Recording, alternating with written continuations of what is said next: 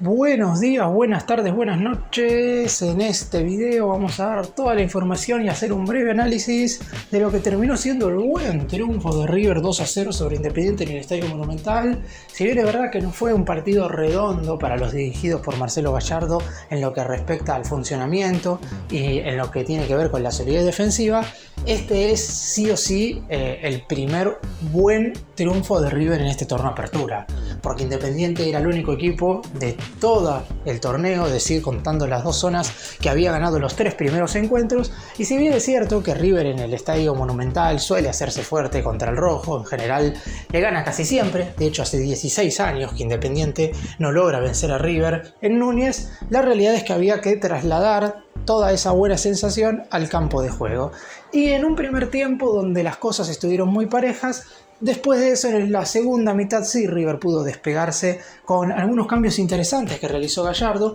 Y digo interesantes no puntualmente desde los nombres, porque cuando todos miramos quiénes iban a entrar, no nos imaginábamos que el partido iba a cambiar en base a eso. Pero finalmente sucedió y terminó siendo una buena noticia. Sabiendo que ahora el próximo miércoles el Millonario tendrá que visitar Mendoza para enfrentar a Godoy Cruz, veremos qué es lo que decide hacer el entrenador. Por lo pronto, los dos goles de Colidio fueron suficientes para que River se llevara una victoria y le ganara 2-0 el clásico Independiente en el Estadio Monumental. ¡Empecemos!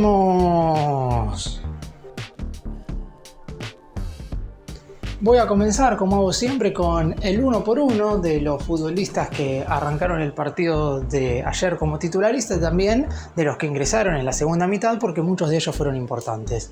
Armani fue el arquero, respondió bien en las dos circunstancias en las cuales tuvo que aparecer, no tuvo verdaderamente mucho trabajo, pero se mostró seguro a la hora de salir jugando con los pies y a la hora de retener esos dos balones. Montiel volvió a ser uno de los mejores jugadores de River en el partido. No lo quiero poner como figura porque Colidio metió 2 goles y si bien es cierto que el nivel de delantero no fue el más regular durante el partido, lo de Montiel sí ha sido muy continuado, y si analizamos los 4 duelos oficiales que ha jugado River, sin ningún tipo de dudas que Montiel ha sido el mejor. Excelente centro para el primer tanto de Colidio en este partido y en general una actuación más que admirable tanto en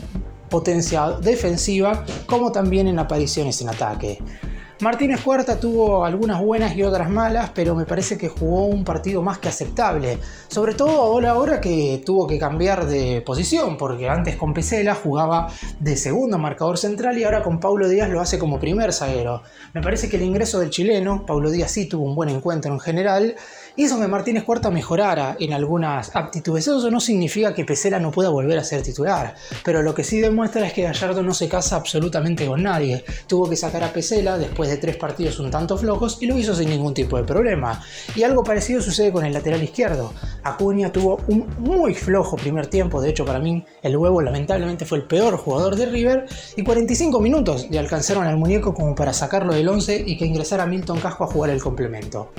En la mitad de la cancha Enzo Pérez tuvo un nivel discreto, no la rompió pero tampoco jugó mal, es decir, en algunos momentos cuando River tenía el balón Enzo profundizaba e intentaba verticalizar e inclusive pudo anticipar en un par de oportunidades, como también en algunas otras ocasiones le quedó un tanto largo el terreno de juego. Y esto se debe a que los dos internos, Aliendro y Galopo, tuvieron momentos en el partido, es decir, jugaron bien los primeros 10 minutos, después en el resto de esa etapa inicial se mostraron flojos. Aliendro ya no estaba en el arranque de la segunda mitad, mientras que Galopo en el comienzo del complemento volvió a tener un rendimiento un poco mejor y terminó también el partido un poco flojo, más allá de que Enzo Pérez ya no estaba en el terreno de juego porque había sido reemplazado. Con la irregularidad de los dos mediocampistas que acompañaron a Enzo en la mitad de la cancha, obviamente el número 5 no pudo lucirse al máximo. Aún así, me parece que Gallardo va a seguir insistiendo con esto porque por lo menos River no fue superado en el centro del terreno de juego con un equipo que también puso 4 jugadores en la mitad de la cancha.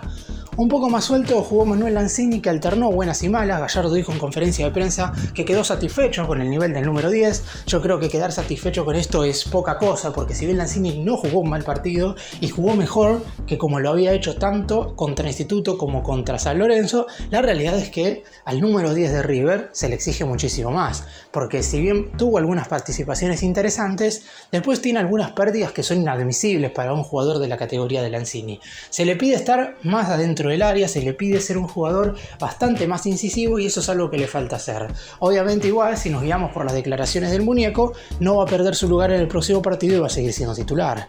Y de la pareja de delanteros, ¿qué hay que decir? Driussi para mí fue, después de Montiel, y sin contar a Colidio, si no miramos los goles, el segundo mejor jugador de River, porque tiene una claridad para tocar la pelota que es distinto a la del resto. Por eso mismo ya no juega tan como centro delantero como lo hacía antes, sino que retrocede y hasta en algunas oportunidades se para más cerca del enganche que del otro punta. Terminó redondeando un buen encuentro, yo creo que de lo físico todavía le falta, no está para jugar los 90 minutos, y cuando se destape, cuando pueda meter su primer gol, me parece que ahí veremos al Driussi que todos queremos. Y en el caso de Colidio,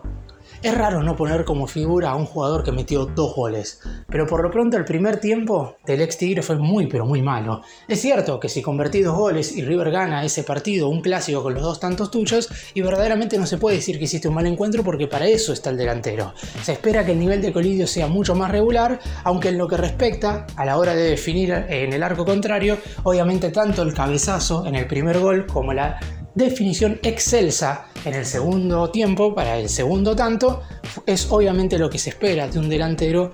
que esté vistiendo la camiseta de River. En el entretiempo ingresaron Santiago Simón y Milton Casco, los dos de muy buenos ingresos. Simón jugó su mejor partido en River o sus mejores 45 minutos después de muchísimo tiempo. La realidad es que entró y cambió la mitad de la cancha, entró bastante más metido que adentro y Casco mejoró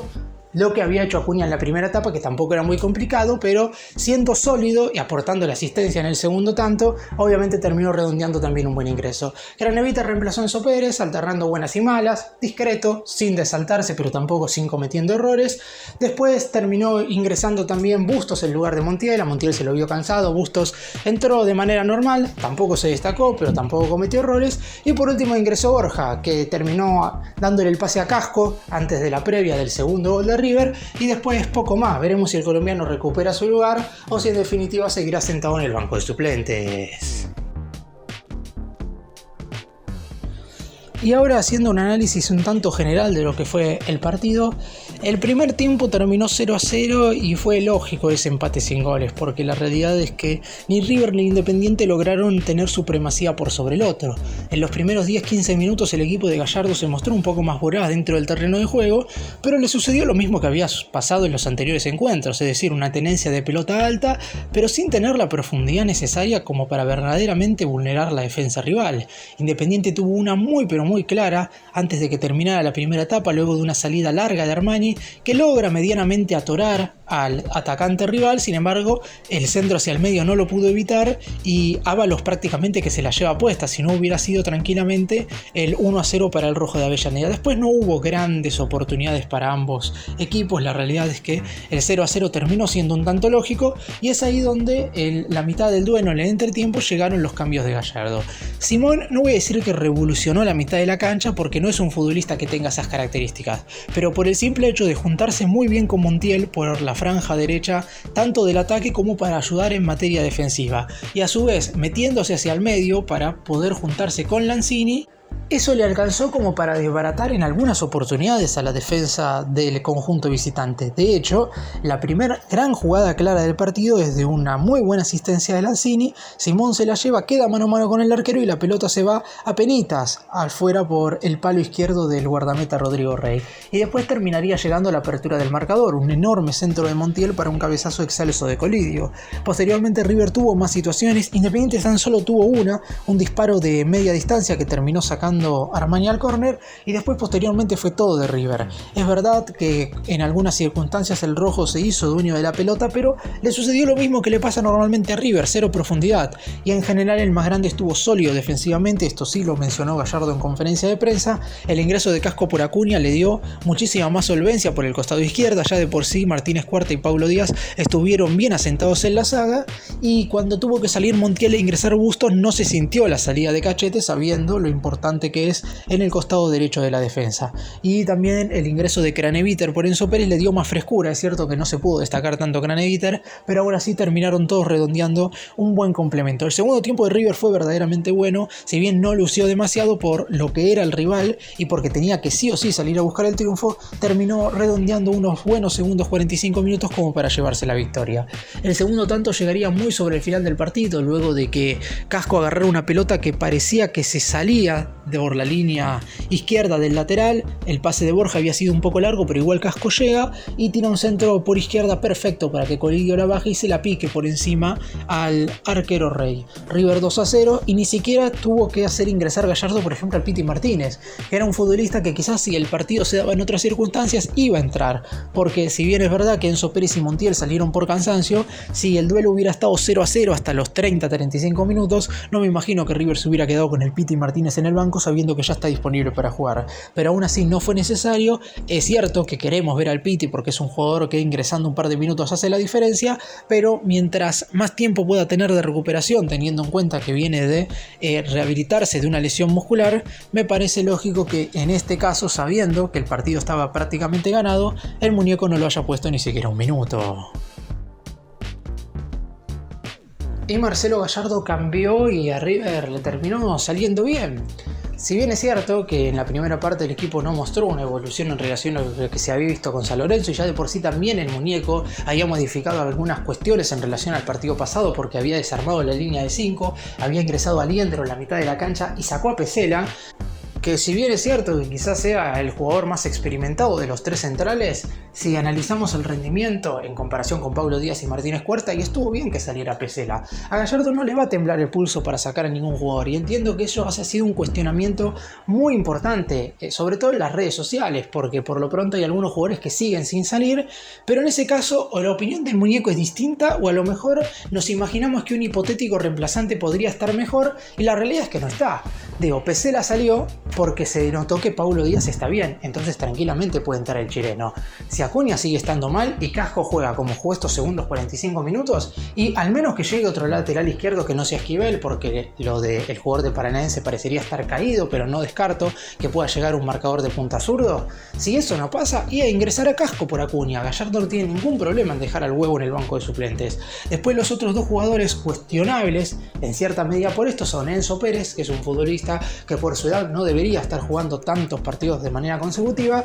pero lo que me parece es que hasta que no se cierre lo del colombiano Kevin Castaño, y Enzo va a seguir jugando, porque Craneviter no sabemos si está mejor. Y en el caso de Lanzini, que es el otro jugador, ya dijo Gallardo que él quedó satisfecho con su rendimiento. Yo también lo dije en el análisis, yo no quedé conforme con el rendimiento de Lanzini, pero la razón por la que no lo saca es esa. Si él creyera que Lanzini no está bien, yo no tengo ninguna duda de que lo sacaría del 11 titular sin ningún tipo de problema. Y además, por ejemplo, ya sacó a Borja, que es verdad que ya lo había sacado también el año pasado. Pero por lo pronto el que no rinde irá al banco de suplentes, aunque también hay que tener en cuenta que quien esté sentado entre los relevos tiene que estar medianamente a la altura de las circunstancias, porque no vas a sacar a un futbolista para poner a otro porque sí. Así que cada jugador deberá responder cuando le toque jugar. De hecho, con estos muy buenos segundos 45 minutos que hizo Santiago Simón, yo no descarto que en el partido del próximo miércoles en Mendoza ingrese ya sea por Rodrigo Aliendro o por Juliano Garopo. Me parece que hay muchas probabilidades de que esto suceda, porque Gallardo es consecuente con lo que hace, después deberá acertar, y en este partido acertó. En los anteriores tres lamentablemente eso no sucedió, y quizás deba darle algunos más minutos a otros jugadores, como el caso de Matías Rojas, como el caso de Gonzalo Tapia, jugadores que todavía no sabemos específicamente cuál es el nivel de cada uno de ellos, porque no lo hemos visto a ninguno tanto tiempo en el terreno de juego. A su vez también cuando vuelva Franco Mastantuono del Sub-20, el Piti Martínez, que no lo puso en este partido, me pareció un tanto más lógico teniendo en cuenta que acaba de recuperarse, pero ya sea el próximo miércoles con Godoy Cruz o el otro fin de semana contra Lanús, me parece que el Piti ya tiene que empezar a sumar minutos, y de esa manera Gallardo va a ir ganando cada vez más variantes y alternativas, y en base a los niveles de esas variantes y alternativas, ahí sí seguramente si Enzo Pérez y Lanzini no rinden, va a sacarlos del 11 sin ningún tipo de problema. Ya de por sí sumó a Driussi como variante, que hasta hace 2 partidos no lo tenía y ahora sí, y por eso mismo me parece que de a poco Gallardo, no digo que vaya encontrando el equipo porque para eso también deberá acertar, pero va a tener cada vez más jugadores en el plantel como para poder elegir lo que él mejor requiera para que su equipo funcione de la mejor manera posible. Para cerrar y contar un poco lo que viene en el mundo River en el corto plazo, el más grande tendrá muchos partidos entre la segunda mitad de este mes de febrero y la primera mitad de marzo, pero para enfocarnos en los siguientes encuentros, próximo miércoles desde las 22:15 horas, muy pero muy tarde, River estará enfrentando a Godoy Cruz en Mendoza por la jornada número 5 de este torneo Apertura. Domingo, es decir, dentro de una semana, estará volviendo a jugar en el Estadio Monumental, esta vez será contra Lanús. Posteriormente, ahí va a tener su primera semana completa de descanso antes de visitar el 22 de febrero a San Martín en San Juan. Posteriormente, el 1 de marzo, recibirá a Estudiantes de La Plata en el Estadio Monumental. Y para terminar con este repaso de los siguientes 5 partidos de River, el 5 de marzo, es decir, día miércoles, en el Estadio La Nueva Olla de Asunción, estará viéndose las caras con Talleres de Córdoba para definir al campeón de la Supercopa Internacional.